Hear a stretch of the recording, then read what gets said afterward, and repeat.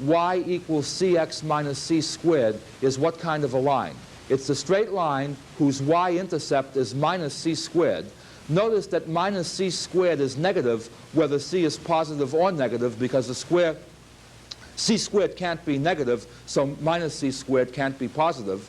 Notice, however, if c is positive, c is the slope of this line.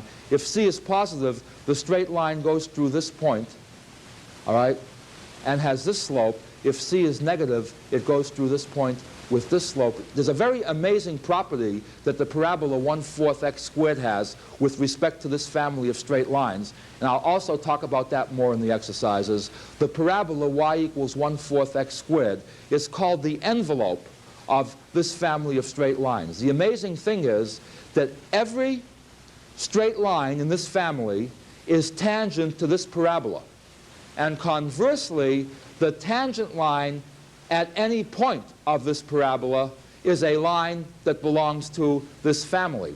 And that leads to a very remarkable thing, which is not immediately intuitively obvious. And that is, in particular, it must mean that the parabola itself must be a solution of my differential equation. You see, after all, if I pick a point now that's on the parabola and draw the tangent line in here, that tangent line belongs to this family. Because this point is on this tangent line, it must be a solution to the original differential equation. But that point is also on the parabola.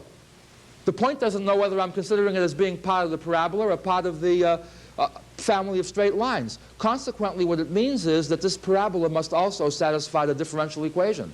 And the best way of proving that is to show you that it does satisfy the equation. Namely, if y equals 1/4 x squared, notice that dy dx is x over 2.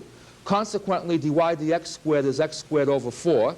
The differential equation I'm trying to satisfy is this one. If I replace y by 1/4 x squared, dy dx by x over 2, and look at what this says. It says x squared over 4 is equal to x squared over 2 minus x squared over 4, which of course is x squared over 4, and indeed the parabola does satisfy this equation.